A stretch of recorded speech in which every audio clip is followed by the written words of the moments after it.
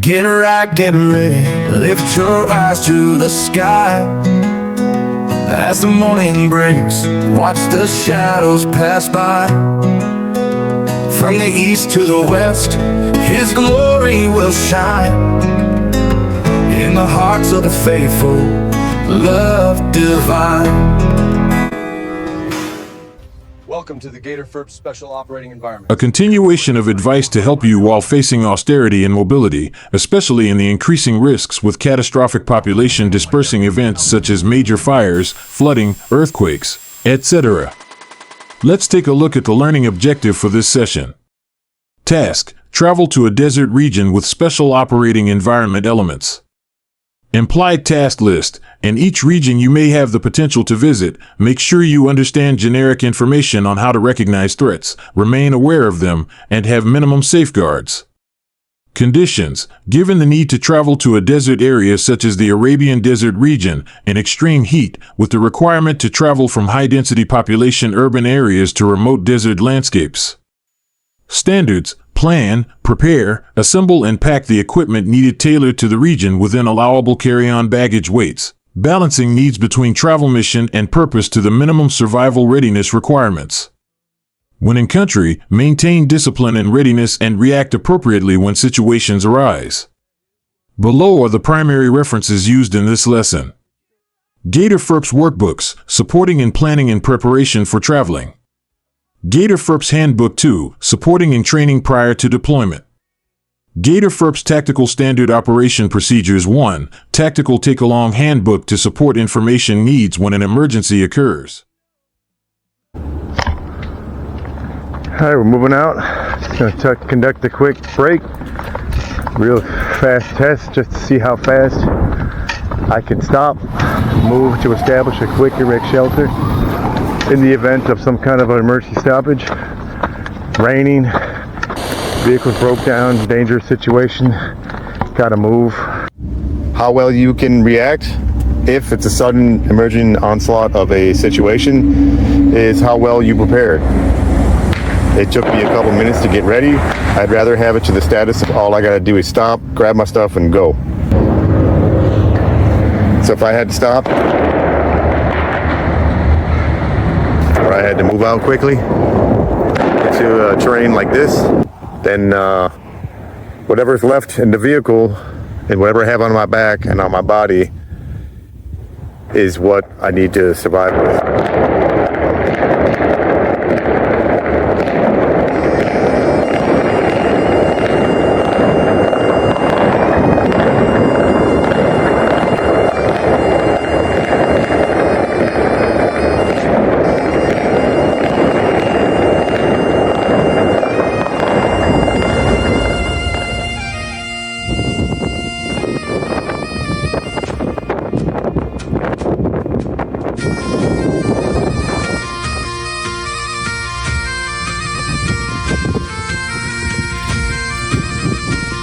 Got the phone going berserk on me.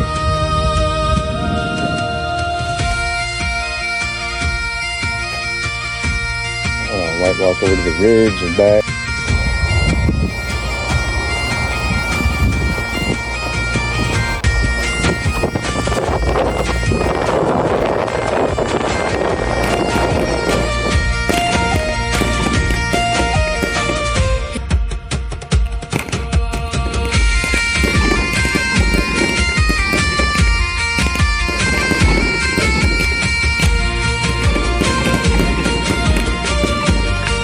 I'm walking along and I see something useful. Use that for fire.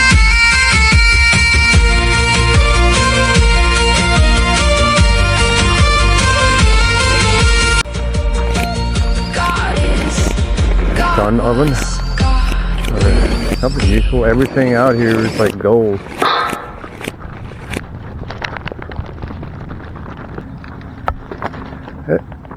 Hey, little guy. Hey, where you going? Help me, please. It's hot out here, and there's no food. Dang, that quick. Dina, he's like, you ain't my, I ain't your dinner. You dinner belong to me. I didn't belong to you. You got a lot of snakes and scorpions out here, but now being the winter type months, they're not fully active. I don't see any snake trails. When you move into an area, you know, make sure you're cautious. These are probably those kangaroo rat holes. As you occupy an area that you want to, you scout out, that you want to establish as a camp, before you kind of occupy, check it out, look at the region. Also consider, imagine if we had flash floods, what's the prevalence of potential wadis wash you away? What's the prevalence of animals? Check the area basically, and then this doesn't have to be all quick. I mean, if you're good and experienced with this, it can be a mind check that just basically happens within less than a minute. Just got to stop, look, listen, smell, sense, everything. Okay, so set my stuff down. My new pan.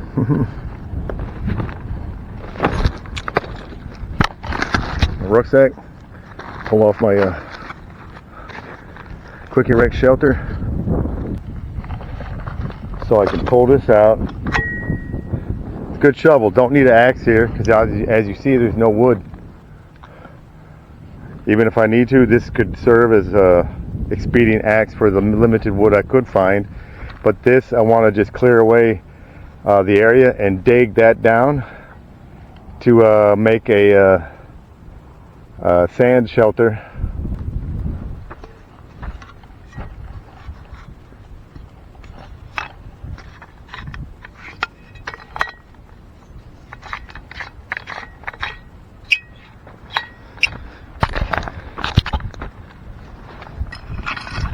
When you're making a shelter, think about your concept. How many people you got? I only got myself, so I just want to make, in this region right here, in this area, basically dig out here.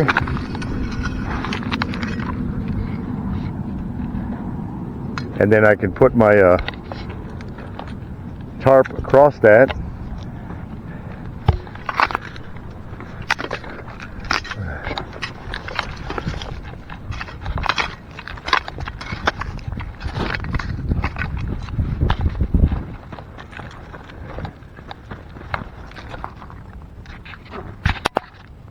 Now exactly what I have these for. Where are they? That's the key, finding things, remember? SOP. Look at that. I found my things quick. I don't want to... If you're in the field for a long time, knee pads will be a lifesaver. Sand is soft, but there's rocks up in here, and as well, the sand, like sandpaper, will wear away at your clothes, and you don't want your clothes to fall apart. So I ended up having to wear these clothes for a long time, let the wear go on the knee pads.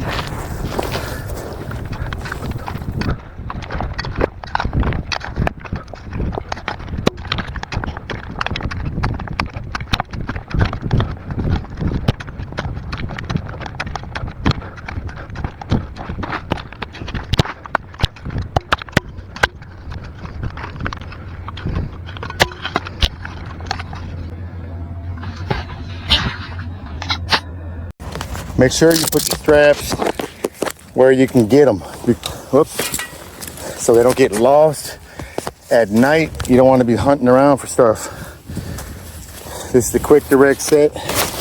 Here, see on the ends, I got guy ropes with bands and guy lines, and these are on D-rings. Alright, I'll take these, which is my bedding, to cover up in. I can also use for camouflage. Now I've got my aluminum tent pegs, very light. I can pound them in with my e-tool, throw my pre-rigged tarp over, and then I'll have shade or protection from whatever elements. I don't want to have to look around for axe. I got my e-tool to knock these in if I need it. So I know the dimensions of my tarp, and I'm gonna plot where I'm gonna put the 4 stakes. I'm gonna pile them in, then I'll be able to quickly erect that tarp over my area. Then I've got shade. In the shade, sun's blocked. Got some adjustments to do, but you see here by myself, took about 5-10 minutes to get this up. Once you get it up, of course, don't sit and think you're gonna have a break. You're gonna have to get improvement going. I'm gonna have to shorten this pole. I'm gonna have to tighten it up, widen out. I need my edge here to come over there. I want to dig a hole on the top of this hill to funnel the water down so that doesn't come into my hole. Want to dig this path down and dig my hole down here to make a platform right here to sleep. I will take a break right now though, get some water, because I'm getting old for this junk. Ooh.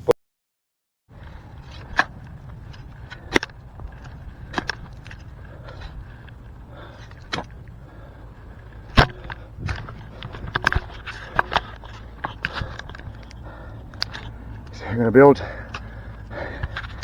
the wall up. No, I don't want wind pick up here though. Sand be coming in. Sand be coming in here, right in my face.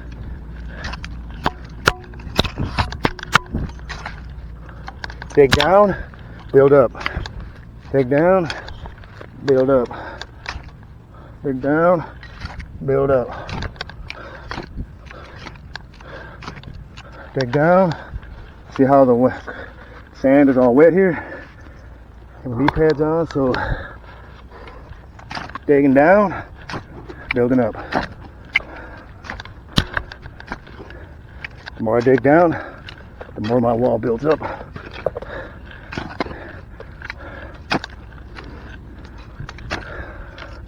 Once I get time, it's always, once you get established, get protection, then you gotta continuous improvement, continually improve. First time I learned continuous improvement was when we established our foxholes, our positions in the army, and then we get your hole dug. Remember that thread of that Iraqi artillery short thread coming in.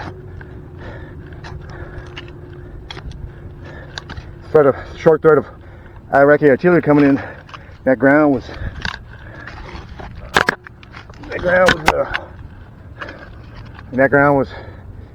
rock hard. We could barely get it 4 inches. Now you imagine the boys out there in Bastogne, all those areas, what they lived through. Jesus Christ, war was a terrible thing, isn't it?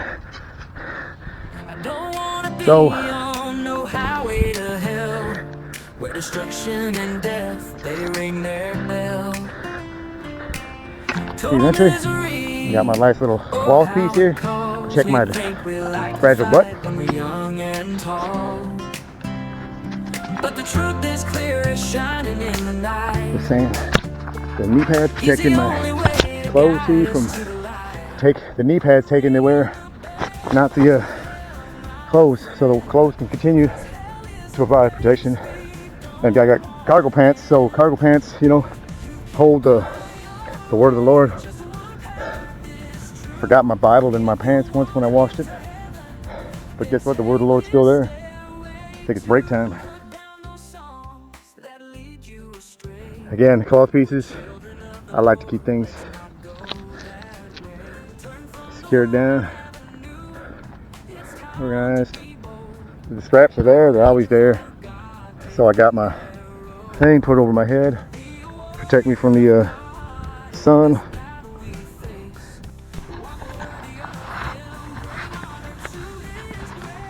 Dirty quick, but protect the pants. Now, it's not 42 ounce, it's 40 ounce. So 42 hours cold, 12 hours hot. Key about these is, try to prevent yourself. Keep only water, not any sugars, milks, anything in these canteens. My 2 quarts already empty. I have 40 ounces left and this much. So already just within one day, man, it'd be rough out here. And good thing I got this. I'd have to use, I found that'd be a good way to capture water. Have the rain funnel water into the thing and pour it into my canteens. But in the summer, boy, it doesn't rain here often. I wanted to test out quick my I have some hay.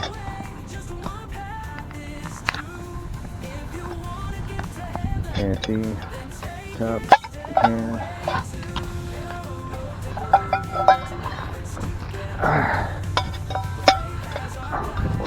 Work area.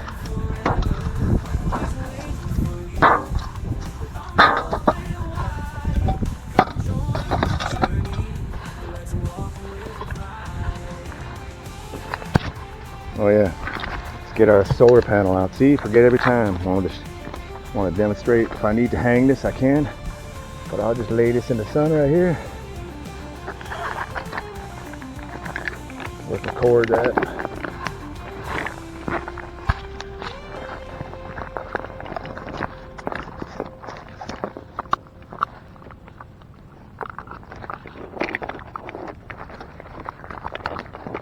It's SOP. You don't have to go digging around for stuff. A flight's right there.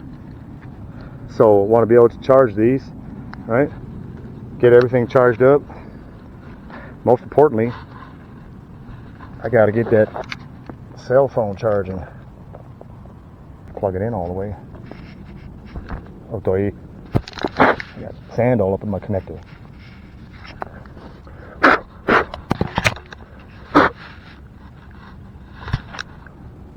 I'll tell you what, sand gets everywhere. I can hang this, which I'm gonna have to. Okay, I got up to 98, from 90 to 98 in just like 15 minutes. That's pretty good. I'm impressed here with this big blue 28 watt solar charger. So you see how important it is. You got it out during the day while you got sunlight. I got multi-ports to charge everything that's needed to be charged.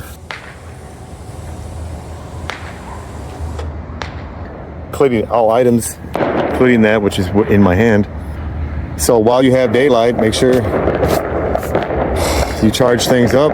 A day like yesterday, you're gonna have to manage power. Yesterday was a massive sandstorm. And there was no sun. There was no chance to get any charging going. So imagine sandstorm going and you don't have any ability to charge. I want to look into possibly also getting a solar charger. I don't have with me, I normally carry a crank radio with solar, but the crank is an alternative when you don't have sunlight to be able to use and charge your cell phone or other accessories when needed. My water's getting hot, so I think I'm going to sign off for today. It's enough. I got to get back to doing real world stuff. It's enough for this break.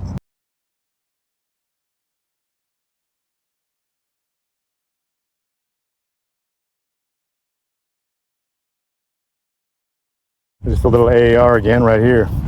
So when I set up my, see how short I am on my estimation? This is just for demonstration. I wanted to show you the principal intent was to demonstrate the ability to quickly erect a shelter. The most advantageous thing is the setup of the lines and the cords organized so that when you pull it out, you're not sitting there in the middle of the night when it's raining or blistering hot trying to figure out and get something erect, especially by yourself. With a team, it's so much better. But you want to ensure that a line, I had a plan that this area is going to be my low area, and then I come in, I'm going to dig that out, so then I can bring this down further if it was colder. Now it's open air because it's warm. It's not blistering hot today, but it's very warm. Going through a 2-quart canteen already. So imagine out here, what would I do for water? Oh my God. That's why it's critical to ensure that you can get some shade. Now I'll sit here and eat a little bit of snack. I want this here too. I bought this teapot, very cheap. I thought, you know, that's a good idea possibly. It's lightweight, very sturdy. I could hang it if needed. And I could place it on, if I needed, I could place rocks to create a fire base. Put my little sternal tablet under there. Cook some tea or something. Before the night would come, I want to make sure, test these well enough so that if the wind picks up, the last thing you want at night is to be disturbed, your shelter whipping away so you can get all wet and everything. So you notice I adjusted here to have this protected more from the sun side, built up, and got my entranceway built out of my walls. Continuous improvement would mean eventually I'd want to scavenge around for some hard material for a shelter. What is this over here? There's some, hey, look, somebody made themselves a high-class platform. This is livable. Set up a tent right here and have a picnic.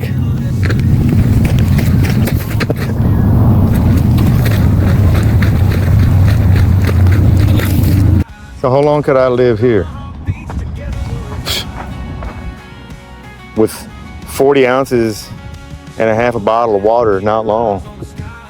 I wonder if I could dig down in this moist sand and make a solar still. I'm gonna have to try that out one day.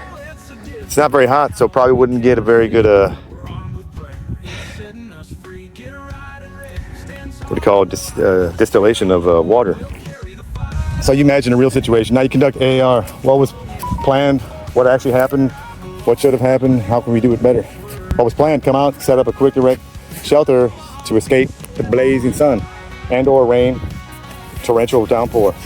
Plan was to get out here, have my gear set up, quickly erect, have the gear optimally set so that it doesn't, I don't have to sit there in the field and tangle with lines and rigging stuff. You notice here I got maintenance to do on my gear. But I've got the proper tools. E-tool, at least I miss my gear that has my LCE, my load carrying equipment, my belt with everything that I need on it. I can survive with just that belt. This is my travel set. So as I'm dismantling my shelter, see, I have the ability to quickly wrap them up, keep the bungees, bands on my arm there. So therefore it's set when I need to roll it up, put it away.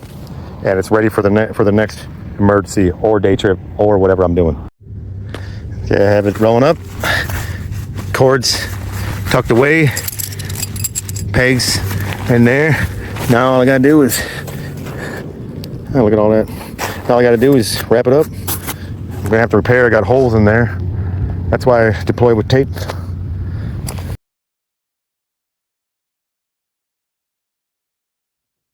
So today we'll test how well we can establish a quick camp to protect myself, to sustain. Temperature today, conditions are about in the mid 70s, maybe 80, I think. It's kind of warm. Especially the wind is blowing from, you can see right here, we got west. So the wind is blowing from the southwest. Got behind a little berm here to get some cover from the wind. Normally I might not make my camp in a wadi region because the rain comes all down, pours in, funnels into this area. And as you see, those wadis, basically areas where they get washed out, like right here, you can see edges where water funnels down in here. So you set camp up in an area that's risk to flooding, quick water runoff, you might get woken to a bad, not dream, but a bad situation. So I have my rucksack.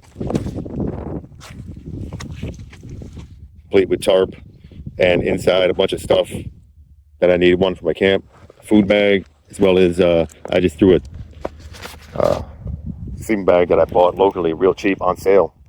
Saw it and said, you know, buy it. It's only a, I think it was 45, 50 degree sleeping bag, so it's very thin, but when you layer with all the other stuff I got, then it should be well enough. It does get cold here in the desert at night, but with everything that I have, the layering, I think would be all right. Got plenty of water. We've got a 40 ounce, not 42, of water here. Got another carry-on. I never knew this, but there's those things. You can latch it on. Got another bottle right there. Here, with on my body, I've got the 2-quart canteen, knife, fork and spoon set, light, e-tool. I got knee pads on today because sand is like sandpaper, and messing around, you'll get you'll lose your pants quick, but you don't want to lose your pants when you're in the desert. But you notice I have cargo pants and very heavy duty boots, pants tucked in to help prevent the sand from getting down in there. I'd rather have gaiters to prevent sand can still get in there, and when it gets in there, it'll grind your feet up. Now I'm gonna go ahead and start work, get set up. I'll only be here for the day because, of course, got a day job, got to work tomorrow.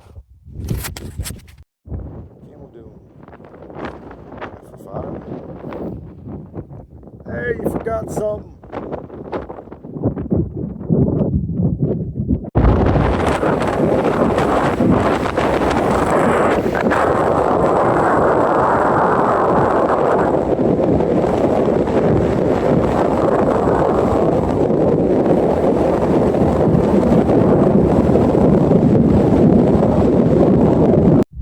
So today, on this first New Year's Day, the Gregorian New Year's, who knows about the Lord's New Year's, but this first New Year's Day, I'm going to conduct a little outing and just build my endurance, test my concepts of survival support.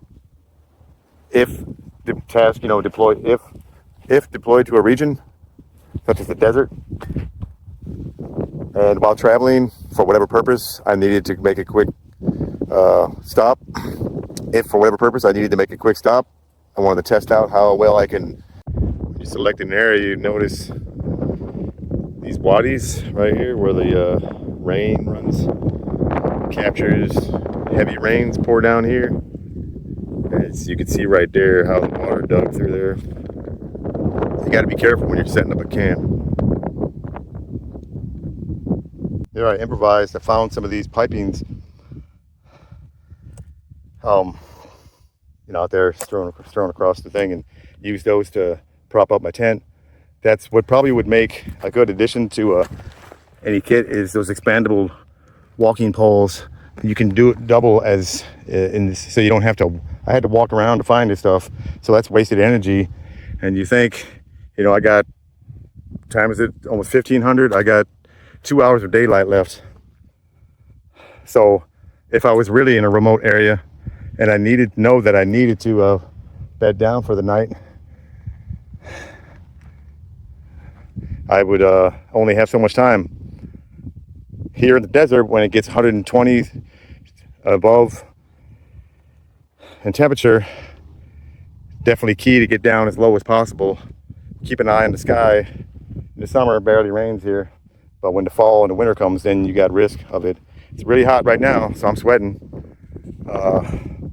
I don't have risk of hypothermia because it's very warm. But if I sweat and I get wet and then it starts getting cool at night because it gets really cold, then I might have a danger of developing onset hypothermia. And then if you're wet, you go to sleep.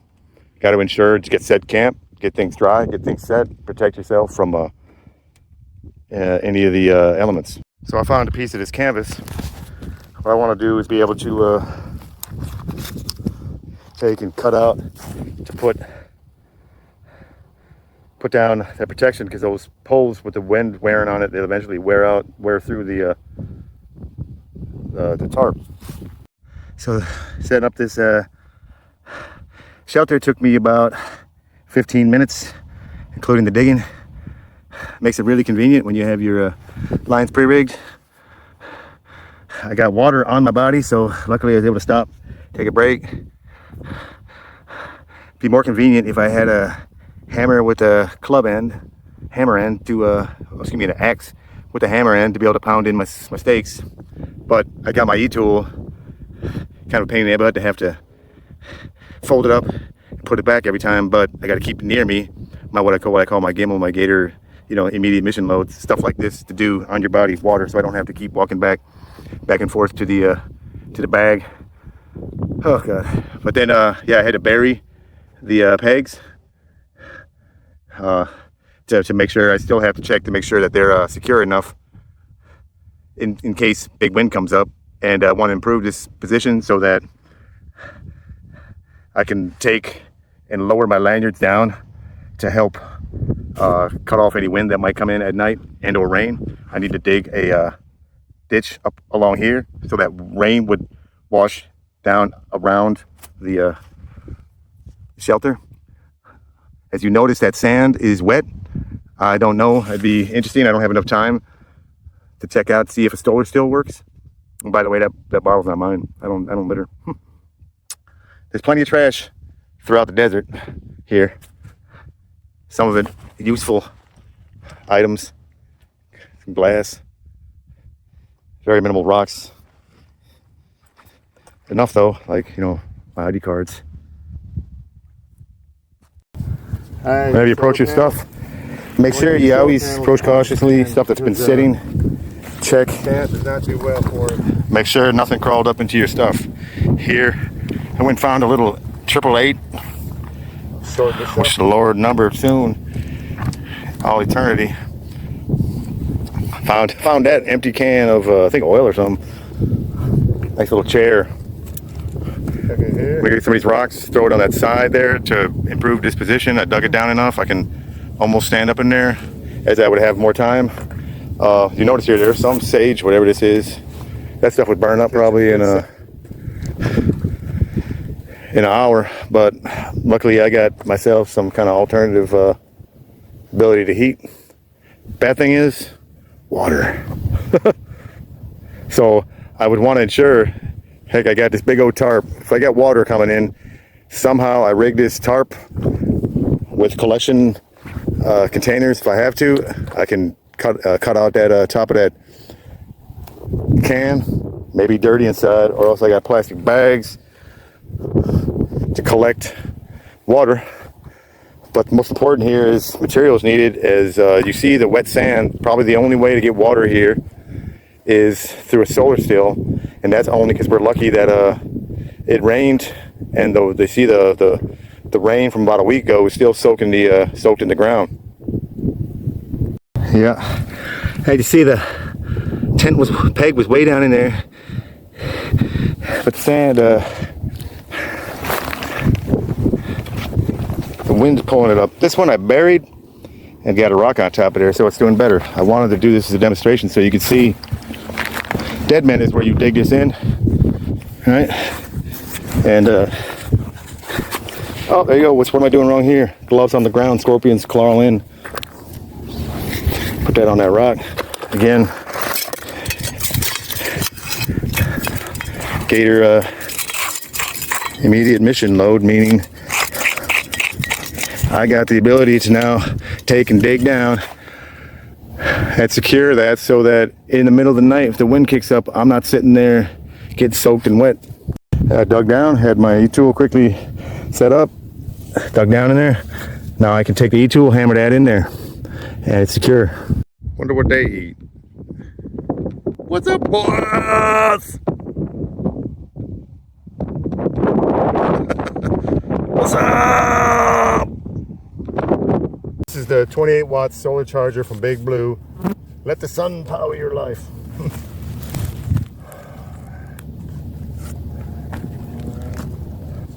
Our management, sun again is almost down. So again, the problem, AAR, as soon as possible, get your solar up. And I got it rigged here.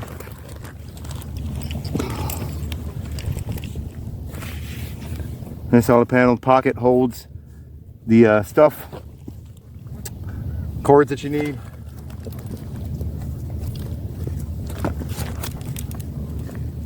I should have done this first. Priority work, AR, you should have been telling me, right?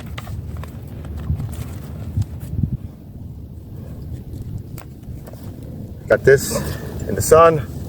We've got some power going.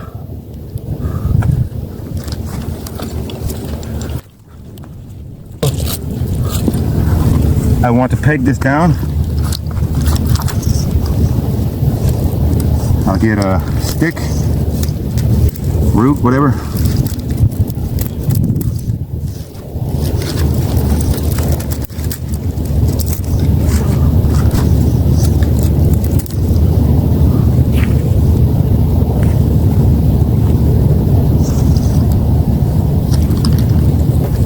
See, that's the first thing I should have been doing, is getting this up.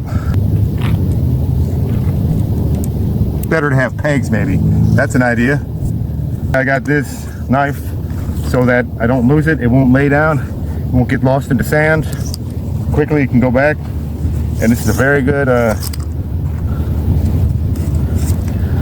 thing. And I won't lose my knife. So therefore, I got the solar panel right into the direction of the sun, charging up. There's not much power left. But now I gotta get to charging things, so it shouldn't take very long to find your stuff. Very hard to keep things protected when you're in the sand.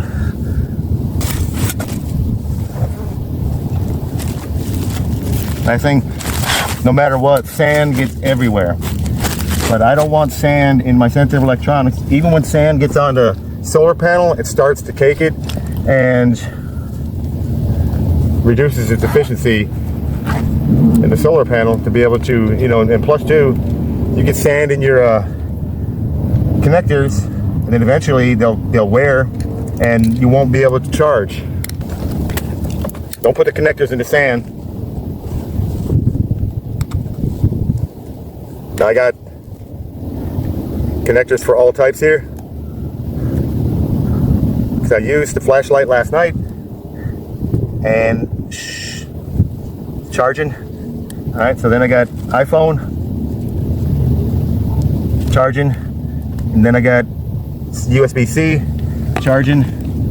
Try to keep it protected from the sand blowing. I only got that much sun left, so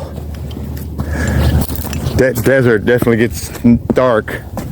There's a quarter moon, or excuse me, 3/4 moon last night, so I might have some moonlight.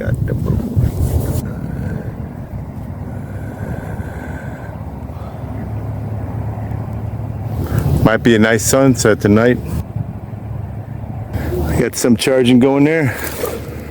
And see how sand gets into the thing and cakes it in there. Eventually, so I tell you, this fine sand gets everywhere. We're still powering up there. We got 1 inch of sun left. Man, believe me, if the middle of the summer desert, that's the last place I'd want to have to work to survive. And or I don't know what's worse, deep freeze, cold, or blazing hot. Either or, regardless, wherever you're going to an area, you want at least minimal stuff to help you survive if need be. I'm lucky here, there's a ton of residue, trash thrown over the desert. So there's plenty of stuff to take advantage, but that's the last thing I'd want to have to do, is depend on finding something, for example, to cut. Right? I'd rather have a knife ready, and I don't lose it. See, secured. It's at night. I want to be able to light, right?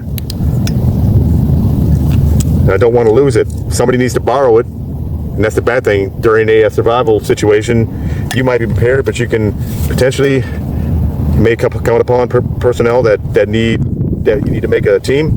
You might have to borrow a flashlight. Hopefully you get it back. Unlike your pen, maybe you won't get your pen back. But this way, I won't lose it. It's not that sturdy. Definitely not good for running around in the Might have to figure out something if I was in some dense bush, whatnot. This thing, I put some rubber bands around there just to ensure it just doesn't fall out. But I've got tools needed, necessary, files, knife. I had to cut off the what you call it, the one-hander knob, lock blade again, right? Lock blades, so that make sure it locks, so that when you're doing tasks, it won't fold back on your fingers. Always careful. Put it back. Now, at least with the rubber band that's on there, it won't lose. But I do have a risk. These cheap sheaths can fall off. It's another cheap. This is a very cheap but redundancy. Now I got a partner that I'm working with. Plenty of tools for different jobs. The risk of this is these are not lock blade, right? So if you're doing it, you don't want to sit there and be working a task and then it folds back on your hand.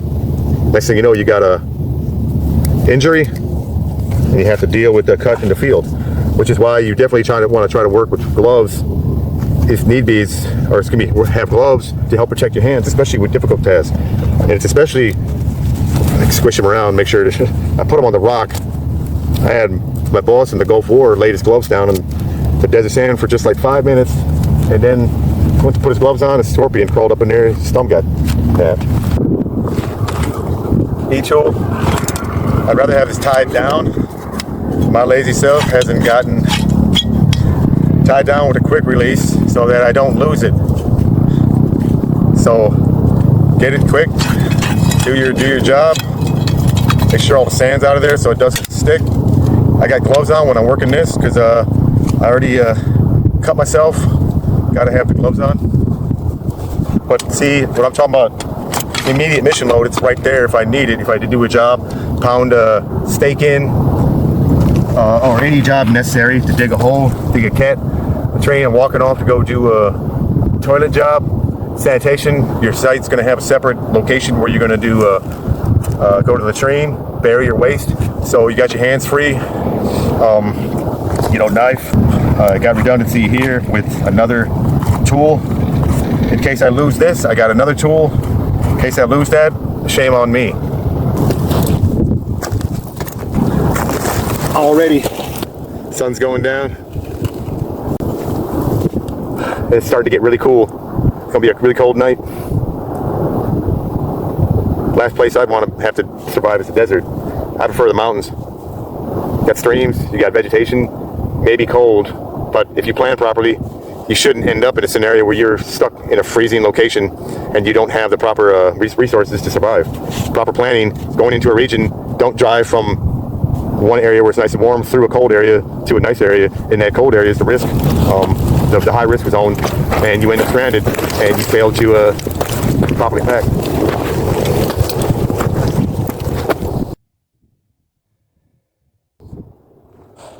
Guy out there riding a bike. Yeah, riding no bike. Falling, crack my neck. Distance. Oh. No! Alrighty then. That's not smart. I just fell.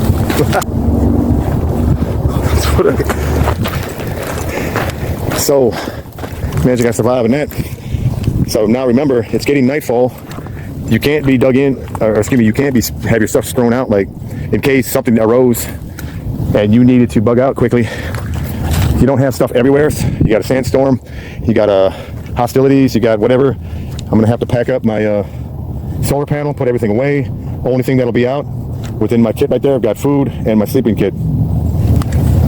All right, everything else will be packed up, ready. All I have to do is take down the tarp quickly, hopefully, and roll it up, strap it back on. All the straps are on all the straps are secured on my bag right there, so I don't lose them.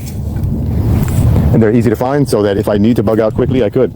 Here's an example of so you're sitting out there, phone's overheating or something, and you get this green screen stuff going. See? And you then, so much for redundancy of commo. You got to have some backup, which is why I got this other cell phone in my hand. I don't have radio or beacon. I am just only about a mile away from a civilization highway over there. Plus, there's plenty of people around here, so wouldn't be worried. I'm just out here doing demonstrations, as well as getting out, getting air, practicing, Besides, what am I going to do? Go sit and watch TV? No, thanks. I'm not going to be blinded by the God of this world. Sun's behind the hill, but we still getting some power. I got a couple others. Solar panels. They don't do this as well as this one. Got some wall rocks here. Pretty easy work. I just threw them down. Careful not to throw them straight down here, but they kind of rolled down here. Boom, just set them right there. A little bit of blockage for the wind. I found some plastic burlaps, whatever they are. See, I've got burlaps to help, you know, because you want to keep your stuff somewhat clean. So you imagine there's my gear set. I got my bedding. Sleeping bag is inside there. Right? Now I'm making a mistake. That's supposed to be sitting up so that whatever things can't crawl in there. And believe me, it only takes a split second. Stuff crawling up there, you got to be real careful. I mean, luckily this is a winter season, so I think I haven't seen a scorpion or a snake yet. They're all sleeping. They had it. Here I have wool cloth pieces that I bought, about 20 euros for a big, huge, about 10 square meter piece, whatever it was. Huge. I cut it up. I do need to sew it so we don't have these frayed ends. I bought a little sewing machine to think I could try to work through that. These cloth pieces I bought locally for like $1. I bought like 3 of them. And with these, the layering, they're multi-purpose. You can use them for shade, for bandanas, for headscarves to keep the sun off your head, to help stretch out your broke neck if you have to. And look for some people up there. They set up a tent right on the ridge. I was sitting here. Night's coming. It's gonna be a cold one here. I would hope that I have a jacket, cloth pieces, a sleeping bag in here. I don't have a sleeping mat. I'm getting a bunch of rocks, throwing them down in here to help make a more solid flooring. Don't want it too lumpy though. But due to this fine sand, gets over everything. I'm gonna lay these down on the sand. Flies everywhere here. As you can see, sand sticks to everything. So electronics is definitely sensitive. I have this set up so that they'd be in here. Luckily the wind died down, so I don't have sand blowing up in everything right now. Before it was, see, stuff got all sandy. I'm putting my stuff away. I like to put, again, SOP, I've said this many times. I know where my headlamp is. It's a risk. That's one thing I'm definitely gonna need if it gets dark and I need to find things. But you need to train yourself so that, like the Rangers, you know, you train your eyes. So we're getting no more power. Train your eyes so that you need less man-made light, and you can depend on night vision, because the moon will provide a lot of light out here side of the desert. What am I doing? So I have this immediate mission load on me, so if you want to go around foraging, whatnot, and you got, as well as protection, got ability to cut, to dig, to hack on my body. I remember in the army, you know, just have the LCE on. And when I started camping, I noticed, hey, when you go set your ruck down and you want to go, oh, there's a motorcycle, dirt bike. What? Did they? Where'd he go? What'd they eat? What's up, boss? It's the glory of God to consume the search of the matter. What's up? For example, I just walked a good couple hundred meters from my campsite. Say, for instance, you're going foraging or whatnot. Now, I don't know what that is. Obviously, I don't know anything about desert. Only thing I found out here was from palm trees and dates. I don't know what that is. I think the camels run around eating this stuff. Where's the thing? The camels eat that stuff. I'm just walking around here. But could I eat it? Just because the camel can eat it don't mean I can eat it. So the sun has gone almost down and it is really getting cold quick. So I got my cloth piece. treated with oilskin treatment. And this is super warm, perfect for this region. See how well it does tonight.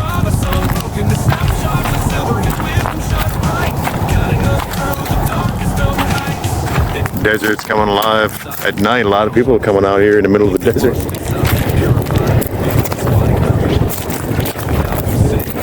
Crap everywhere.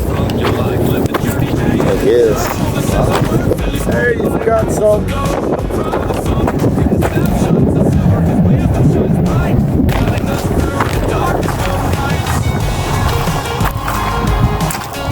So, I have a jacket.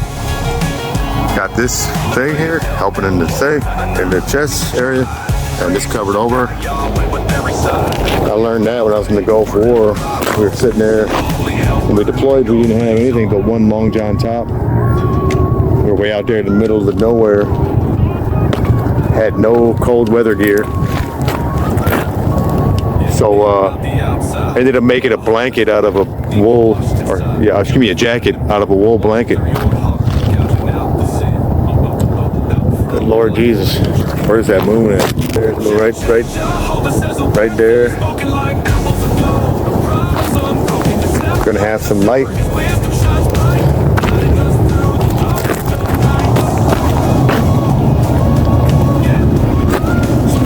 Hopefully the snakes and the bugs don't come out at night. The bugs come out at night. The bugs come out at night. Stop. Don't ever do that again, please.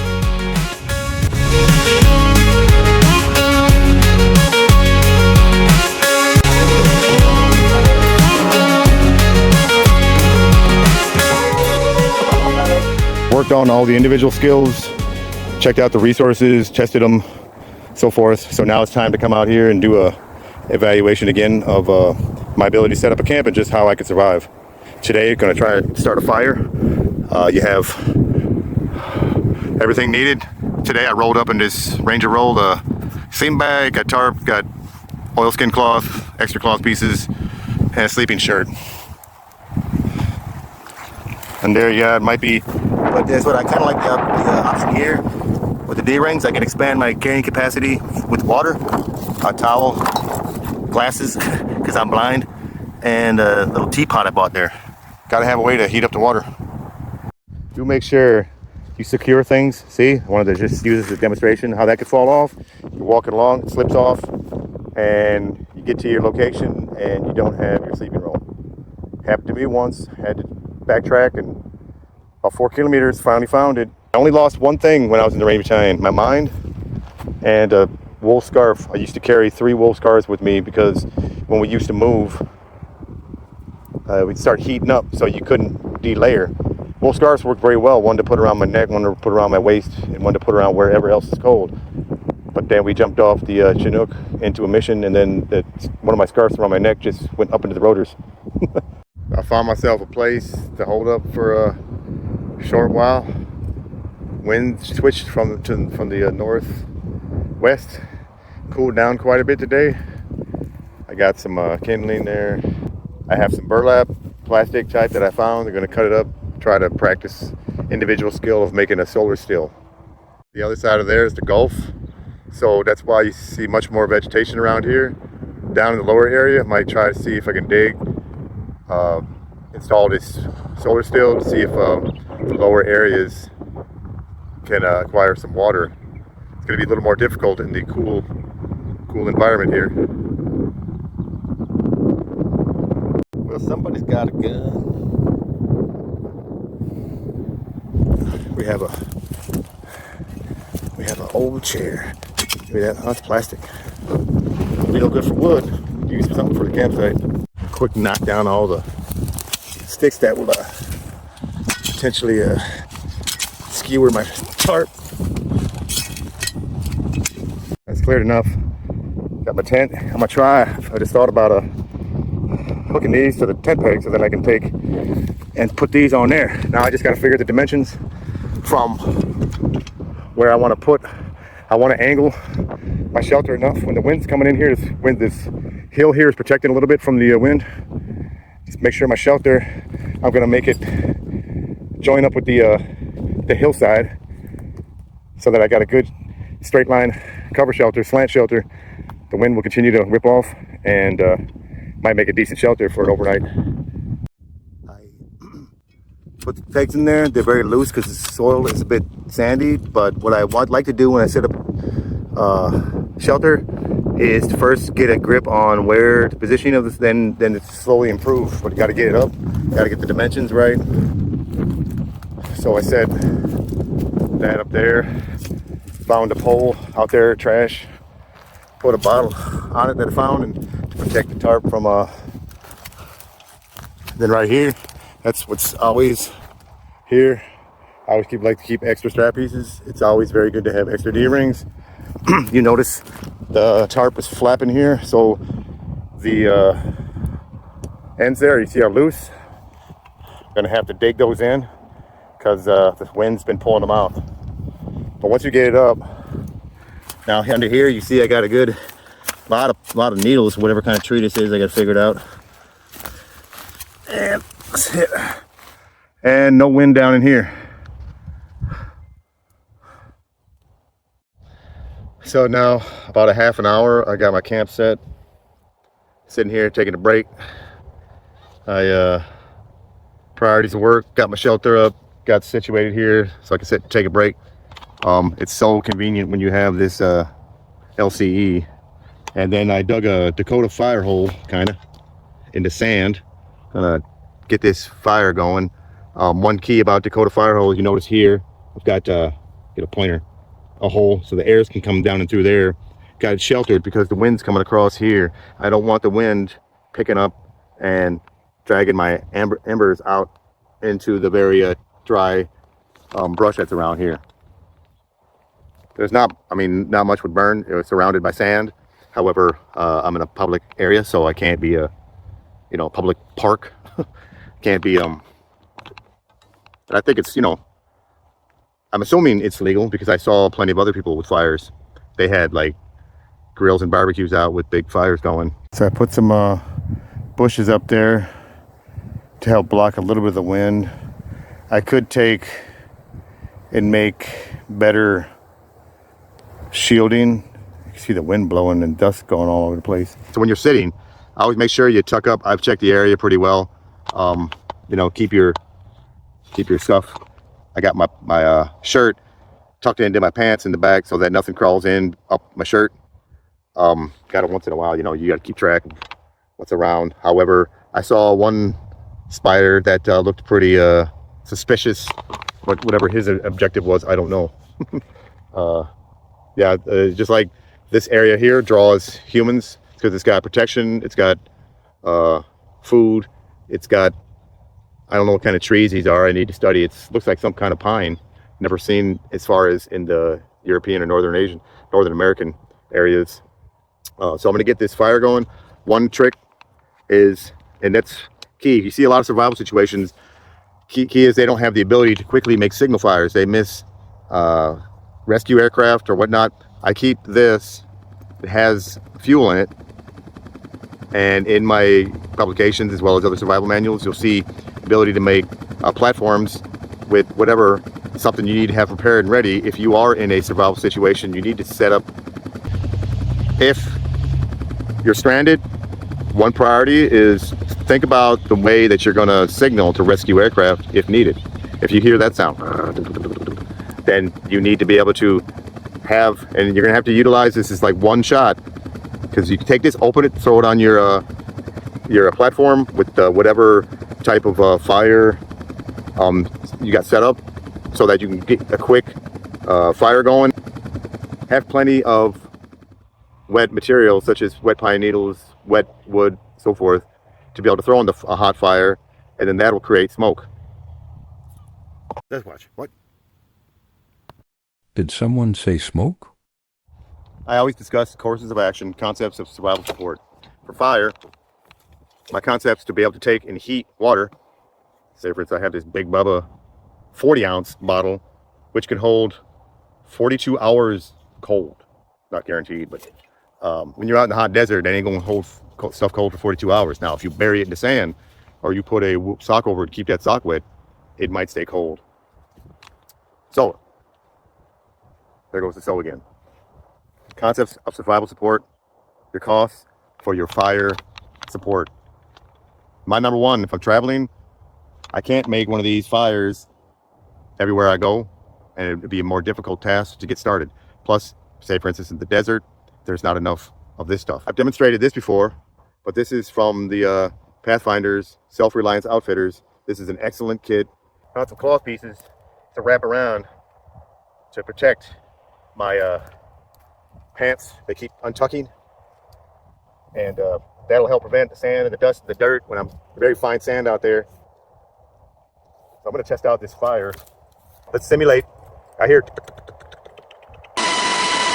Oh, look, it's a helicopter. It's within range, and if I throw up fire, I think they'll be able to see my span of signal. That's the key. Communication is signal sent, signal received. If there's a barrier, then that signal won't be received. So, meaning the barrier could be distance, direction, height of that aircraft, that they won't be able to see you. Okay, so I've got my whatever it is, a pile of something you got. Could be a tire.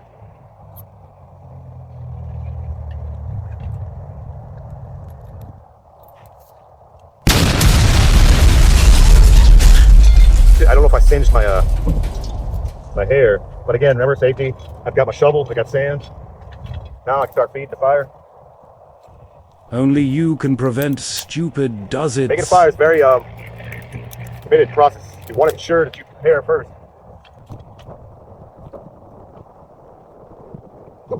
10:00 in the morning. I don't think my thing's going to work here. I do have a pole that I'm going to be able to spin across to hang my pot. I think this is going to melt. It is made out of plastic. An old chair I found up there. Yeah, that's not going to work.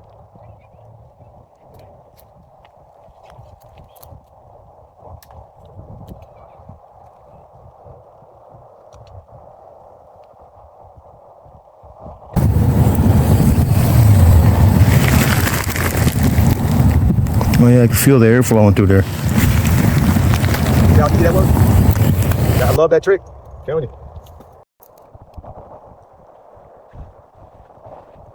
So, rescue aircraft. Hey, plus have your blaze orange, high visibility vest, blanket, whatever, piece of cloth.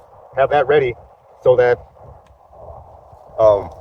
when they come, you can grab it. You can also take a long piece of cord, take a chem light, crack it, throw it, whip it around, make a big signature of a CO2. When you're making fire, I've got it in my publications, the books, talk about overhead, ensure there's enough clearance so that if you do get fire going up, you don't want to catch on fire, then it's going to spread. And next thing you know, you're out in the open with nothing.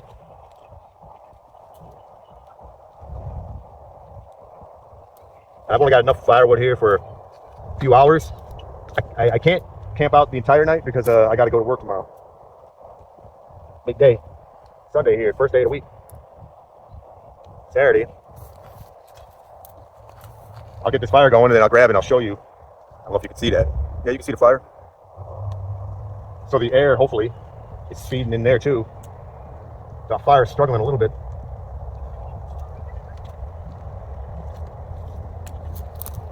One key about fires too, you can't just pile logs on them like this.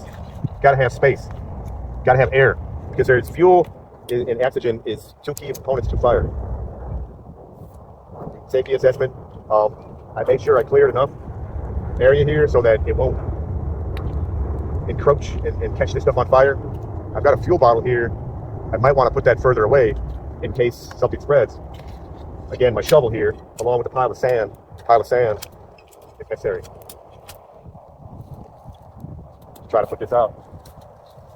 Real dry wood right here. I could probably take, and even though I don't have an axe, this is pretty good. My temporary glove holder, so I don't have to lay them on the ground. May not have an axe.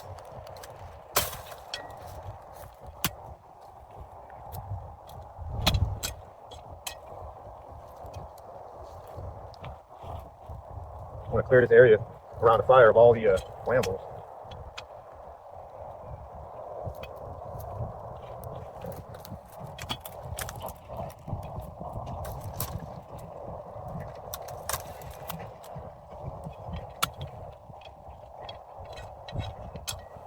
Oops, I just made a boo-boo. Put sand on my fire.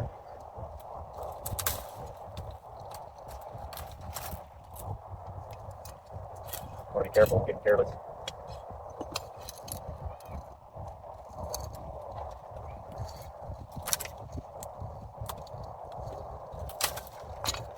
There's not very much fuel around here. So now see how the wind's picking up? But luckily, if I needed to too, I wonder if I could make a windshield to keep the wind off. I don't want a big gust coming up and carrying away some of my fire. The next thing you know, I'm responsible for this whole area burning up.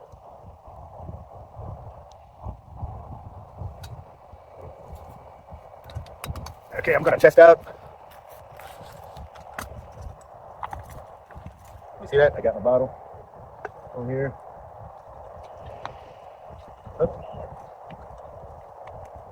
I've got an item laying here. I'm good with this. I can refill it with my fuel tank if I need.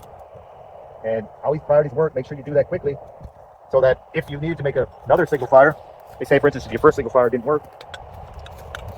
So this is a brand new teapot I bought for I think $2. Maybe I don't want to use my my nice little thing. I'm gonna find me a stick. On the branch. Now remember, you're doing axe work. I'm gonna use this length here to suspend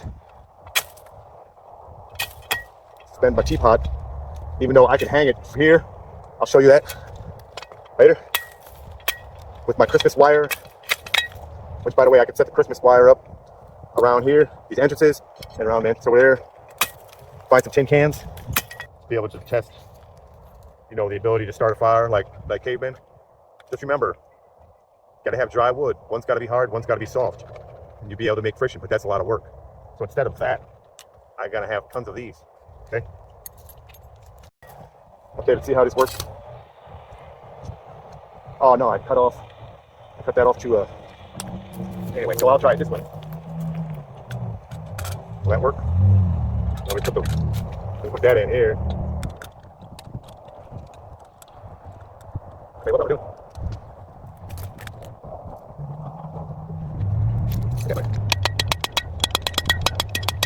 Cookie.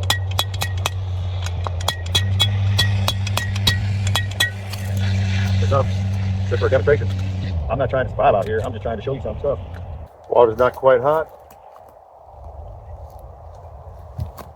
That's one problem when you have a fire that's in a hole. Sometimes it suffers from not enough oxygen. But with that other hole, the Dakota hole, it basically allows, oh God, my knees, can't, crickets, my poker. Don't piece away your valuable time. As you crawl, walk, run through exercises, conduct LRPs, AARs, and ink them into notes. Don't flush and waste training opportunities. Camp area, got my shelter up, got a nice pine bough bed, sheltered, wind protection, decent camp area. The number one problem here is no water. We have ocean that way, or Gulf, or whatever it is. The Arabian Gulf, I believe. That's salty water. I'm gonna have to develop concepts of support beyond the water that I can carry with me. Once it's out, that's all I got. I've got 3 boxes of water in my vehicle, and I've got 40 ounce, 2 quart, 1.5 liter bottle, and that's all I have that I can carry with me on my body. Then I'll have to be able to depend on that resupply. So definitely be a dire situation. If it was 120 degrees, I'm stuck here with no water. So I'm gonna have to do some research. How did the Bedouins do it prior to the modern age? Okay, so here, the campsite, notice I dug a Dakota hole. Basically, I've got the hole where I can do the fire. I've got tons of kindling around here. It's really dry. I dug it down so that there's minimal wind coming across here, and if it did, it won't blow my embers up and cause a fire. I always keep the shovel out and ready. Just in case fire, I can have some quick sand that I dug up, keep it in the pile, so that I can use to help for putting out fires. One key is, if you can see that there, that's my oilcloth. remember oilcloths, it has oil on it. They mix it with mineral spirits, and it can be flammable. They can be more flammable, so you got to be very wary when you're close to a fire with those types of oilcloths. But believe me, when you put one on, it's a wonder. One little cloth, one wool cloth with the oil treatment is like duck feathers. They keep the heat in, and once you layer that, then it really will expand your capability to stay warm. So concepts of survival support, as I had said, with fire. I've got the option from the survival self-reliance outfitters, this kit. This can be used for the, I've shown this. The kit comes, when you buy it, it comes with a little canister can that you can use for heating. However, I couldn't travel with that, so I buy these. This was one pack of 6 for $3. Works very well.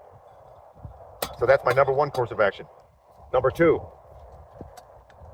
and still haven't had time, this Prima stove. It's supposed to be pretty tough. It's been now everywhere. One of these days, I'll get some time to be able to read this. I've got my canister with fuel in it.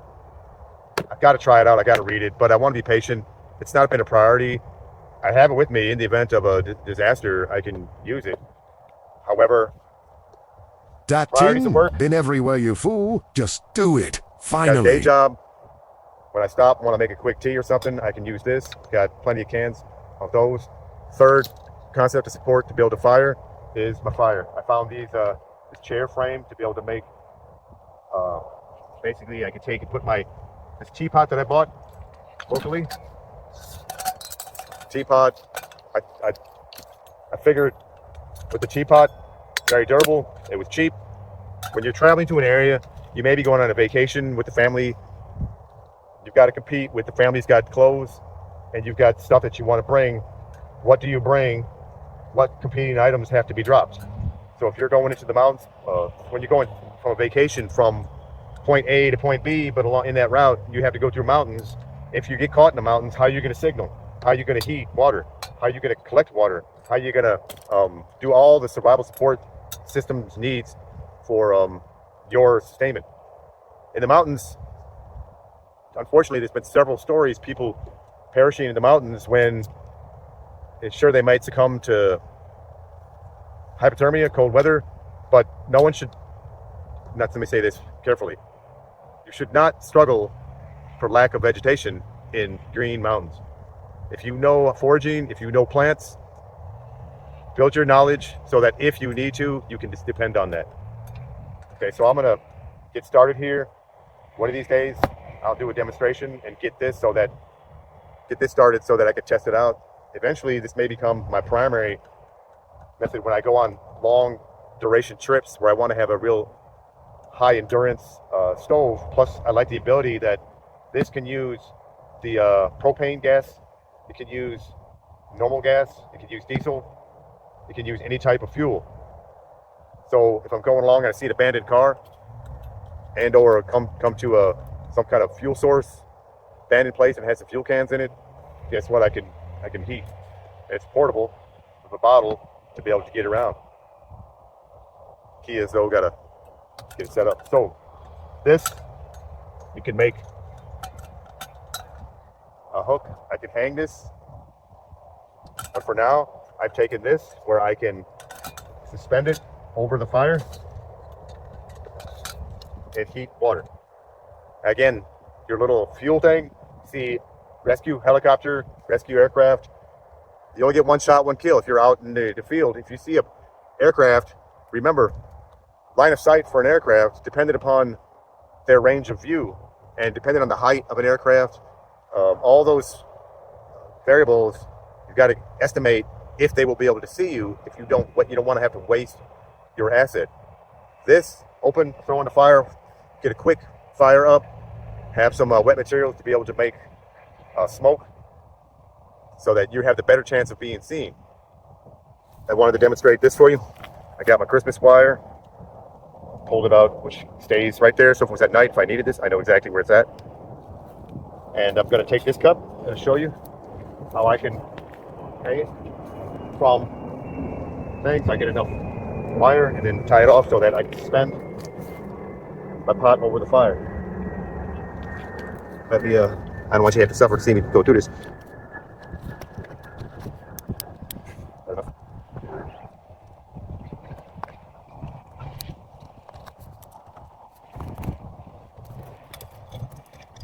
These guys, excellent stuff. My kid's been everywhere, all over the world. Okay, we've got this concept. I'm gonna made a hanger here, made a long piece, and suspend it from the tree overhead, then hang it over the fire so it heats. It's on a clamp, D-ring type. Put this on there. That'll go on the cup, and I hang this. Gotta hang it the appropriate distance. I have from this stick suspended the wire, hanging my pot, and the teapots get very hot. Now this wired option gives you an option. I'd rather have the Self-Reliance Outfitters with their Pathfinder gear. They sell a really nice metal tripod set. It packs together really well. But that's at home. I didn't bring that with me. But that would be a really good option instead of this. The only thing is I evaluated, I can use that, suspended. I don't have enough. That's the key. You don't have resources. It'd be easier with those tripod setup and assembly from the SRO Self-Reliance Outfitters to be able to set up a tripod over my fire and to just let it hang and cook. And you got the the pot hooks and everything. But I can make one. I'll just have to go take a little trusty e-tool and go find some sticks to make a tripod. But then I'll need some I can use material from the burlap to make for lashing. However, under the heat, that would probably melt. But you got to have something to lash together the tripod. That just goes to show, see the difference between when I need to depend on straight bushcraft type stuff versus I've got the assets and the tools necessary to be able to do those sustainment activities such as heat, boil water, so forth. There is no food in this area. I don't know if these trees I need to study. Panic them turds, you don't. See something and I need to find out.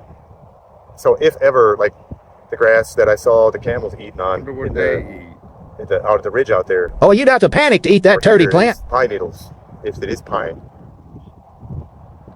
One reason why these trees here, there's more vegetation is here because we're close to the water, and especially during the summer when you get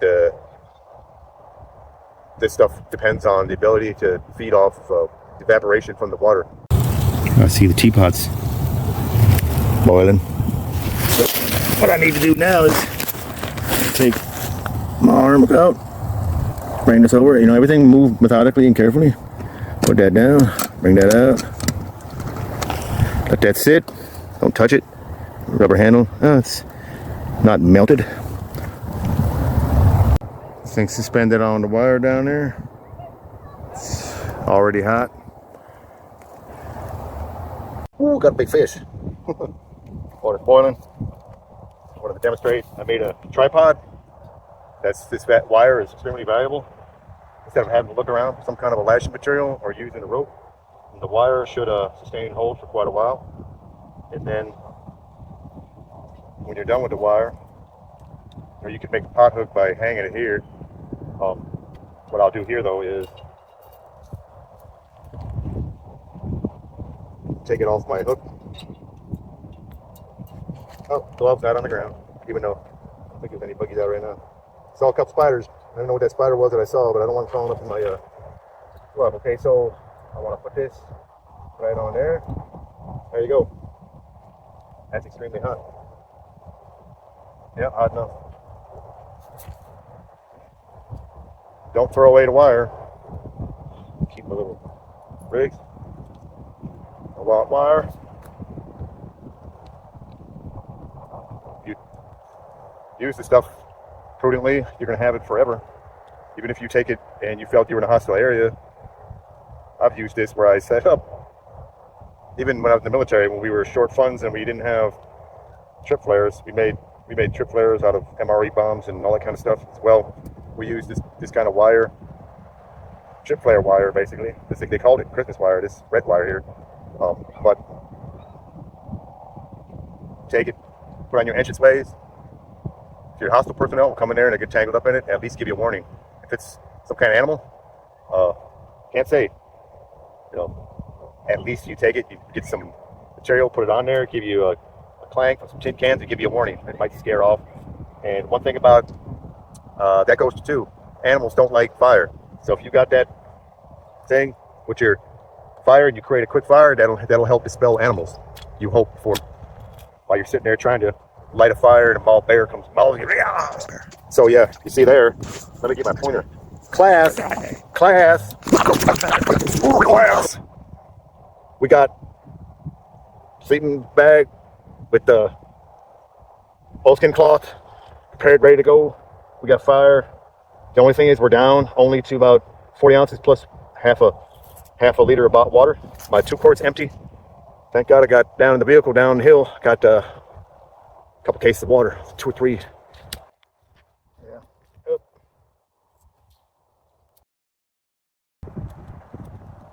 Where's my cup? Oh, it's right there's the cup. That's where I got redundancy. See?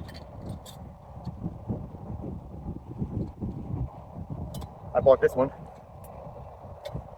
Sand. Bought this one from a local store. Only see here, $3. Made in China.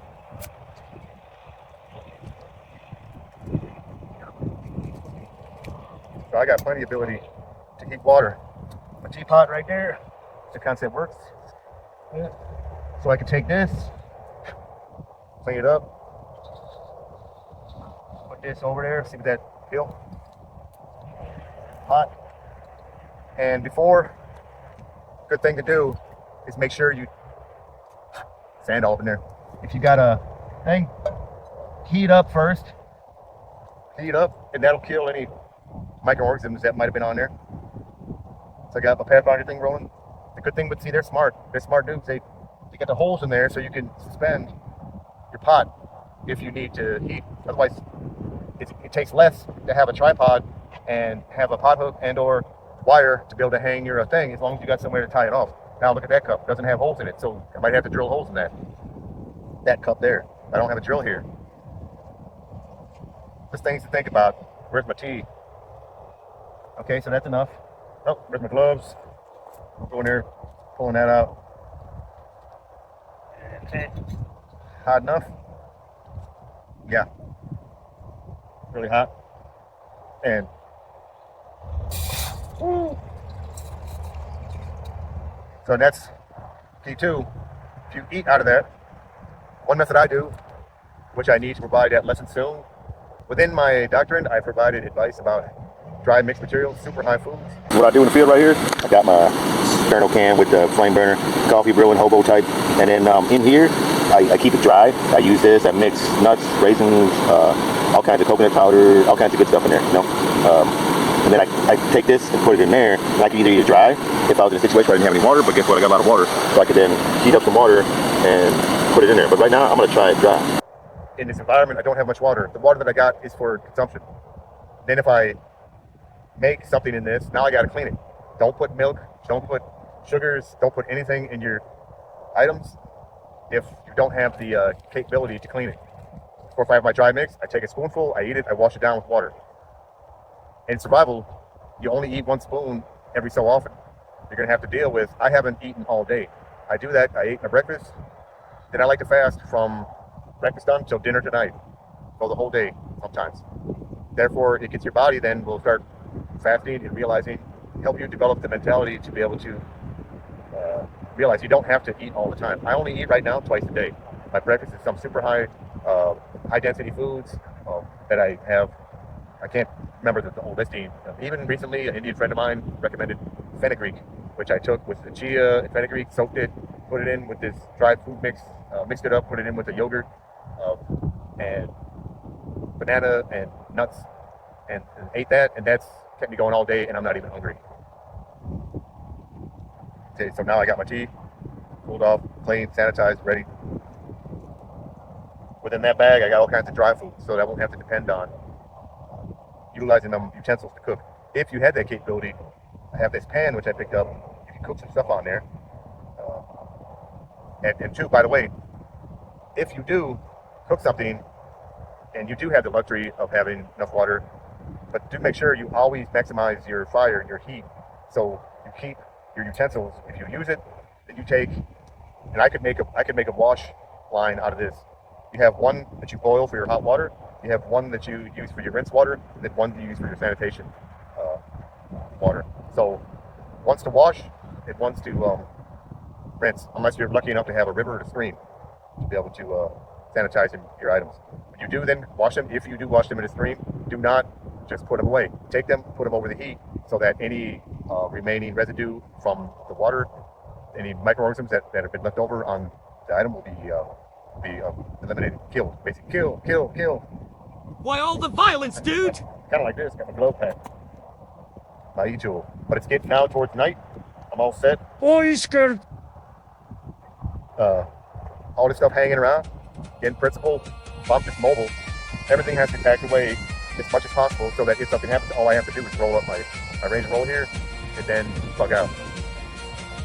And I don't lose things. And then if you pick up, move in a hurry for whatever reason, weather, virus, etc., then you're not going to be losing things. So in the mighty name of Jesus, God bless you, and get right, get ready.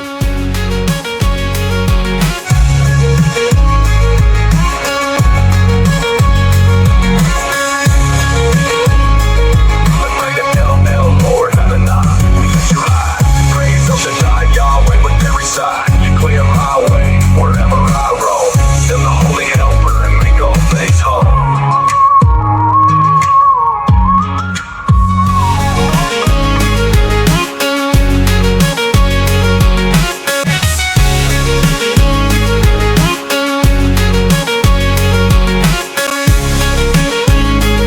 The great LL Lord Adonai, we lift you high.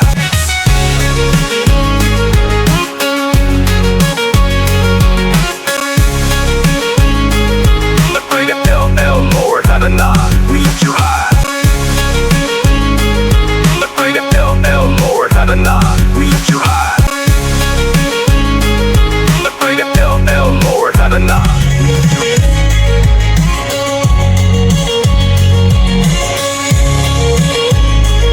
The great LL Lord Adonai, we lift you high. Praise El Shaddai Yahweh with every side. You clear my way wherever I roll. Send the holy helper and make all things whole. So yeah, you see there, let me get my pointer. Class. We got sleeping bag. Animals don't like fire. So if you got that thing with your fire and you create a quick fire, that'll help dispel animals. You hope for while you're sitting there trying to light a fire and a bald bear comes mauling you. Voice the bear.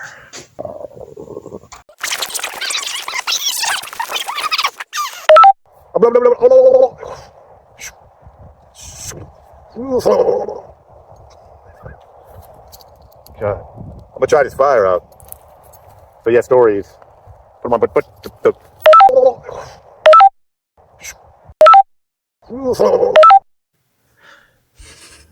Good day, ladies and gentlemen. I'd like to take this opportunity. Going to give you a update to the Kagona orphanage in Uganda. It's a great thing to have a mission from God to help support children. Imagine the impact you can make by demonstrating the true love of Jesus Christ through selfless sacrifice and supporting others. I'm going to dedicate this song and sacrifice your ears and hope that regardless of what we are good at, jack of all trades, master of none, that we use all of our talents. The parables, remember, Jesus told us we need to utilize what we have to bring the glory of God. Let's try this out. Forgive me if it's I utilize this AI software to improve my voice, because honestly no one will want to hear the original version, so here it goes.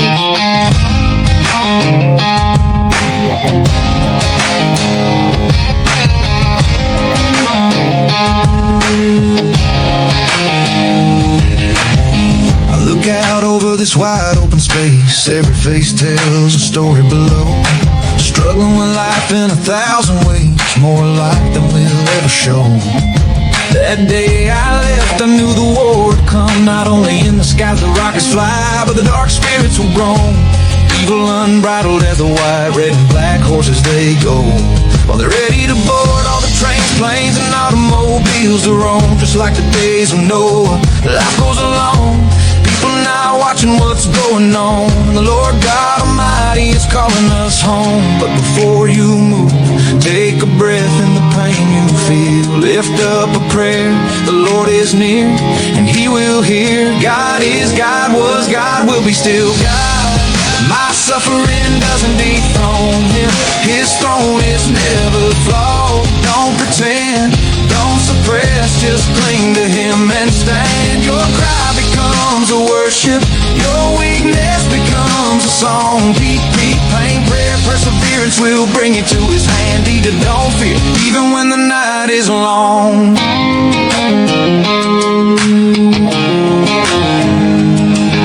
Job sad and anguish, but never cursed His name. David's bones were aching, yet he prayed just the same. Paul was pressed beyond measure, but hope still held him tight. None of them hid their agony, they walked by faith, not sight.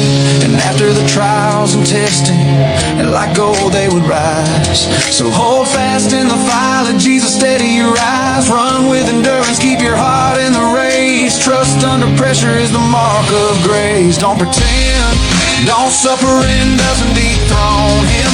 His throne is never flawed. Don't pretend, don't suppress, just cling to Him and stand. Your cry becomes a worship, your weakness becomes a song. Deep, deep pain, prayer, perseverance will bring you to His hand. Either don't fear, even when the night is long.